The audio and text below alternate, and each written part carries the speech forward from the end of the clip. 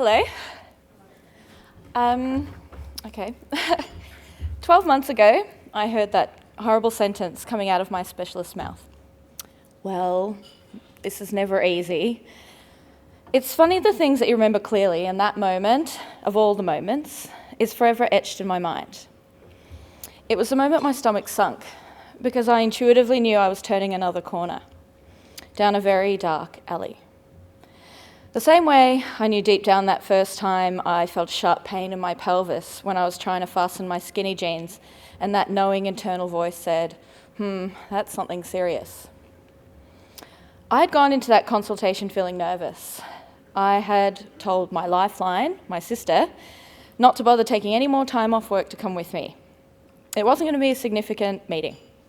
I had had a PET scan 2 days earlier, which I'd vomited through the entire preparation time, and it was only with an Olympic yogi mental effort that I'd laid still during that scan.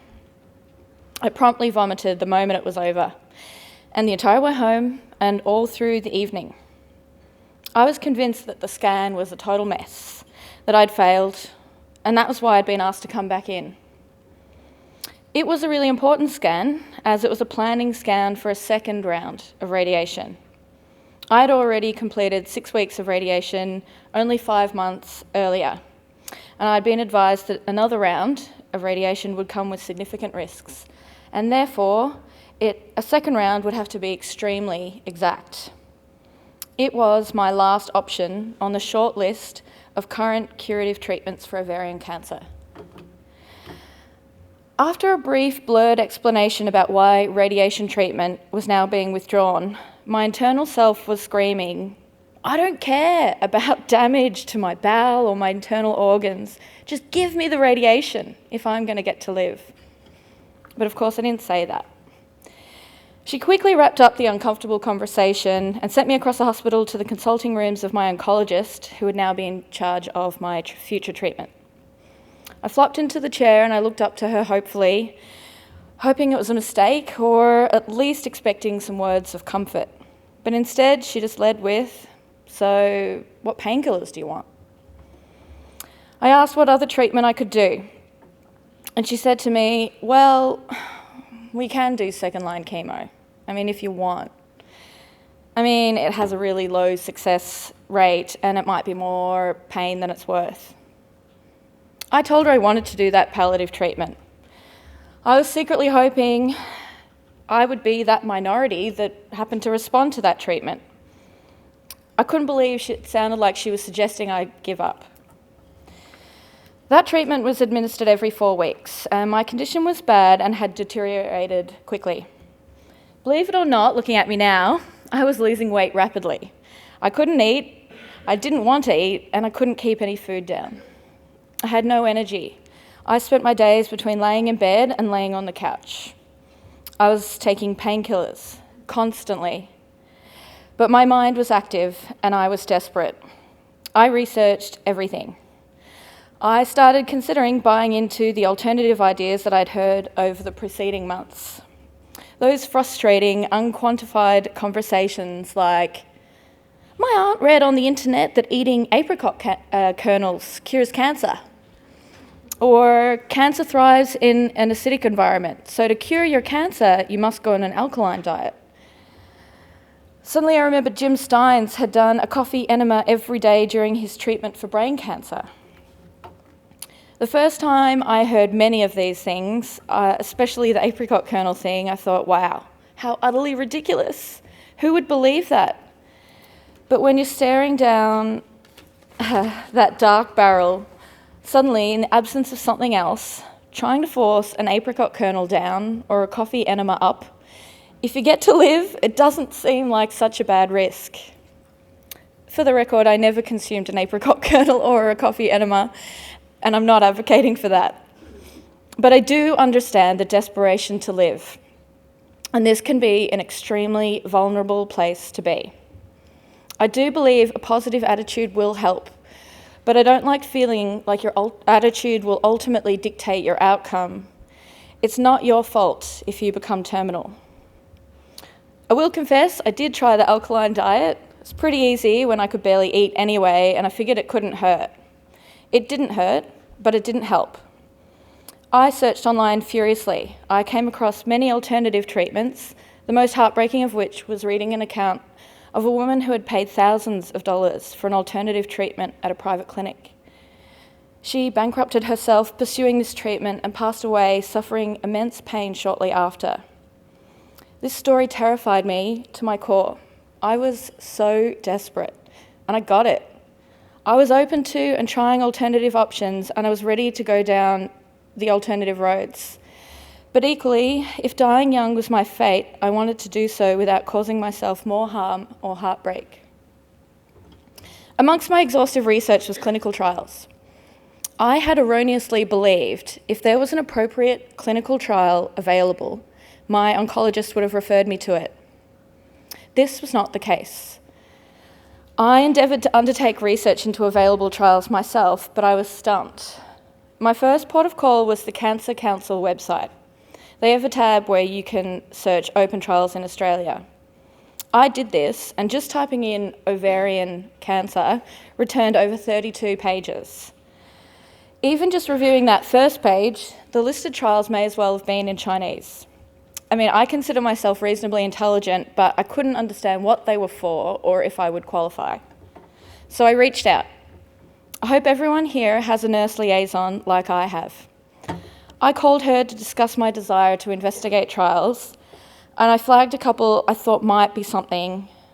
We reviewed them over the phone, and even she confessed she couldn't decode some of the language. She promised to refer me to an oncologist research fellow within the organisation, and she set up an appointment. At that first appointment, she presented me with 2 current immunotherapy trials, not specific to ovarian cancer, but were seeking a range of cancer types. I'd heard immunotherapy was a new thing in cancer treatment, but I didn't know much more than that. I qualified for the trial on paper, but there were no openings. I could nominate to go on the wait list, and I went home with a lot of reading to do. There was no promise that a position would open on either of the trials or that I would actually qualify, but I felt better knowing that I was at least pursuing another option. Clinical trials are an interesting concept. Volunteering to be a human guinea pig is terrifying. The unknown, like a cancer diagnosis, drills right down to your core. When I first considered this, my high school science training kicked in. And my biggest concern was that I didn't want to get a placebo. I can appreciate the placebo or a control group is absolutely required in a scientific trial because science is going to cure cancer, not apricot kernels. I thought about the women who'd come before me and the women who will come after me. I knew that entering a trial might not save my life, but it might help save a life in the future. And that was really important to me. I'm sure those of you out there today would agree. As much as we can find positives and learnings in the experience we've been on with our cancer journey, I wouldn't wish it on anyone. I continued to get second opinions and chase alternative options, and after 3 months waitlisted for those 2 trials at the Clinical Trial Centre, I finally got a call back that a spot had become available on the Phase 1A, 1B open-label, multi-dose, dose escalation and expansion study to investigate the safety, pharmacokinetics and anti-tumour activities of the anti-PD-1 monoclonal antibody BGB-A317 in subjects with advanced tumours trial. So you can see what I mean about the language. Of course, at another crossroad of decision, the weight was heavy. I was nervous this trial wouldn't be effective, as all the treatments I had undergone to date had been. I was nervous I'd become a mutant or end up with further health complications, as this was the first stage of trialling the drug in humans. I was scared that if I consented, my participation in a trial would exclude me from participating in future trials. I was scared that if I entered the trial, I was signing the rights of my body away. I already felt so betrayed by my body, but I was scared that consenting to a trial, I'd be giving away my freedom to live how I choose for whatever time I may or may not have left. I asked all my questions, and I went home, and then I came back with more questions. I agonised over that decision with the clock ticking. I decided to take the risk and go for it. I must admit, one of the influencing factors was that in this case, the trial I was offered was a phase 1 trial, which means there was no control group and everyone gets the dosage. And I have to admit that was a massive relief for me. As for signing my rights away, the fear turned out to be grossly incorrect. Consenting to the trial is no more onerous than standard treatment. You can eat, you can drink, you can live how you choose. For me, I have regular blood tests, treatment every 3 weeks, and CT scans every 9 weeks. In fact, you probably end up with a higher level of care in a trial environment as you meet with your doctor before every treatment and discuss how you're going. You retain your rights. Like everything, it is your choice, and you may withdraw at any time. Whilst I have treatment every 3 weeks, there is flexibility. One friend I've made over the course of my treatment is doing so well now that she is planning a 5-week European summer holiday with one of her best mates, and the trial is able to accommodate that break. To complete my entry into the trial, I had to undergo certain physical tests to clear me for treatment and create a baseline. These included a CT scan, an eye test, a blood test, and a tumour biopsy. Only the biopsy was invasive, and it wasn't too bad as it was just a one-off. By the time I went to my first treatment, the emotion of it all overcame me.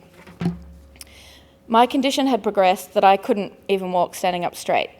I just curled up into the fetal position in that treatment chair, and I did my best to hold back tears. I got home and I sobbed, a really guttural sob. It was a primal grief I'd never felt or expressed before, despite everything I'd been through, including having lost my parents in the years before my cancer diagnosis.